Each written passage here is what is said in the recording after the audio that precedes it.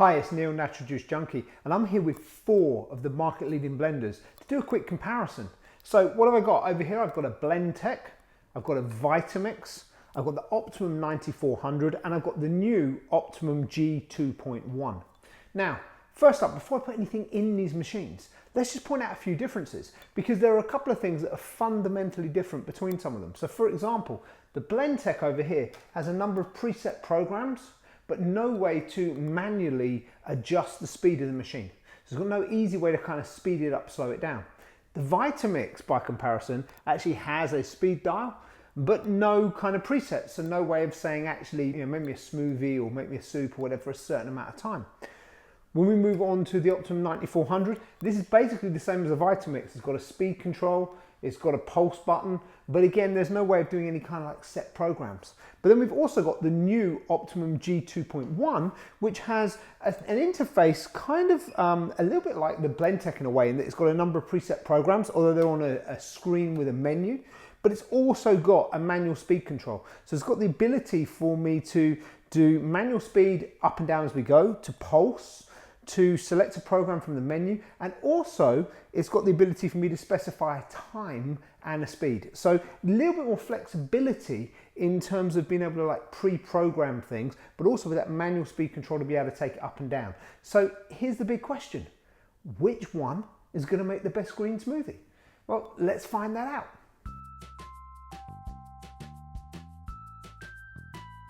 So I've just loaded up all 4 of these machines with identical ingredients. We've got some frozen mango, some spinach, some banana, and some almond milk. Now for the most important thing of all, let's put the lids on them all.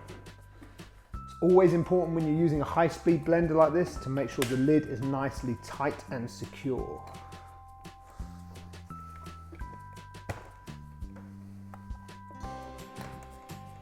And then in terms of switching them on, with the Blendtec, I'm just going to pick program 5 and hit go. With the Vitamix, I'm just going to turn this on and then turn the speed up to make sure it gets a good blend. Then with the Optimum 9400, as with the Vitamix, I'm just going to switch it on, speed it up and let it blend.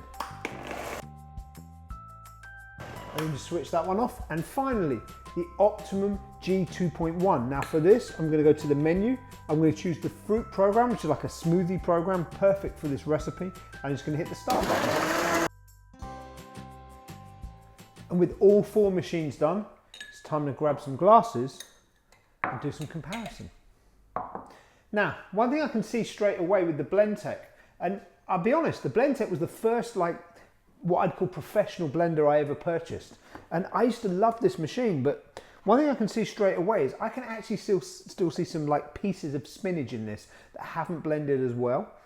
So I think this one's potentially going to be, well, it's not coming out as lumpy, it seems to be a little bit bitty from the spinach. So it doesn't seem to have blended quite as well as the others looking at them through the jug. Then on to the Vitamix. Let's pop the lid off.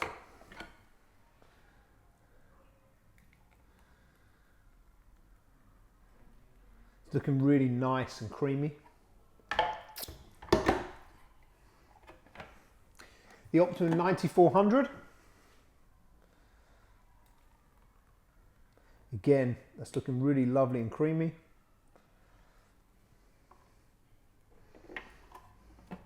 And finally, the G2.1.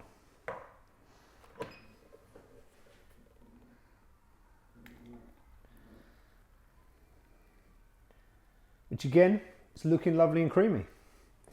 So now for I suppose the big thing is, how smooth are they to drink? What's the taste like? So let me start with the Blendtec.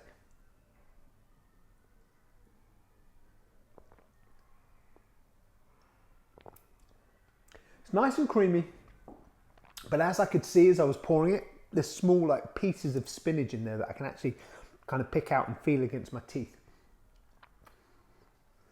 Let's see how the Vitamix compares.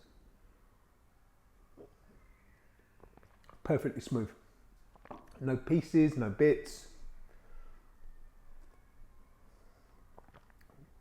Perfectly smooth, creamy, tasty, delicious, really good smoothie.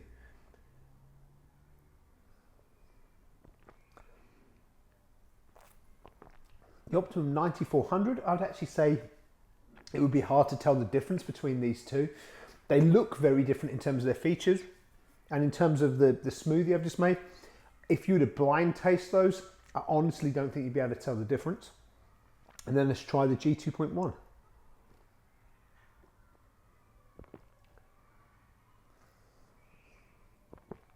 Again, really creamy, really easy on the palate.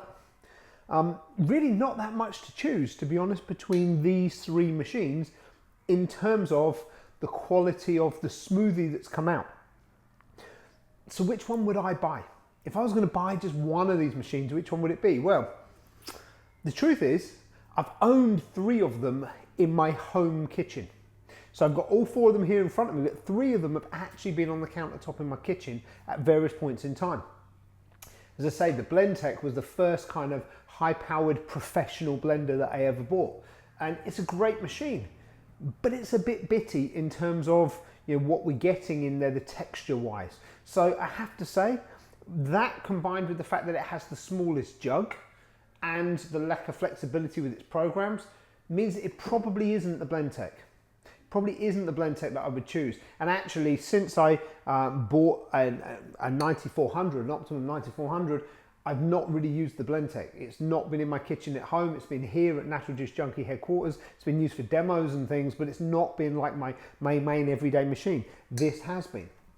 Now, the 9400 versus the Vitamix, I really would struggle to choose between them. There's very, very little difference. I'd say probably the biggest thing though is that the 9400 is a little bit less expensive and has a slightly more powerful motor in terms of the specification. Now, in terms of what it's done for the smoothies we just made, I really can't tell the difference. So I would say either of these is a great machine, but the 9400, because it is a little bit less expensive, would probably be where I would put my money. And then we come on to the new kid on the block, the Optimum G2.1. Now, this is actually the blender I'm now using in my kitchen at home. And here's why. It combines everything I love about these two. Everything I love about these two, with the manual ability to adjust the speed up and down while it's blending, with what I loved about this machine, that I can just hit a program, leave it alone, it will speed itself up, it will slow itself down to get a really, really good blend. Now, I've used really simple ingredients here that are quite easy to blend in a high-speed blender. The only one that's actually had any slight challenge with it in terms of it not being completely smooth is the Blendtec. But one of the things that I love about this machine, the G2.1, is the way that it speeds up the machine, slows down the machine, and it varies the speed during the program, which means that it gets even smoother. If I put nuts and seeds and things in there, I'm confident this would have given me the smoothest blend of all. So truthfully, whilst there's not a lot to choose between these machines, they're all really good machines. The one that's on my kitchen counter at home and the one where I would spend my money if I was buying another one is right here, the G2.1.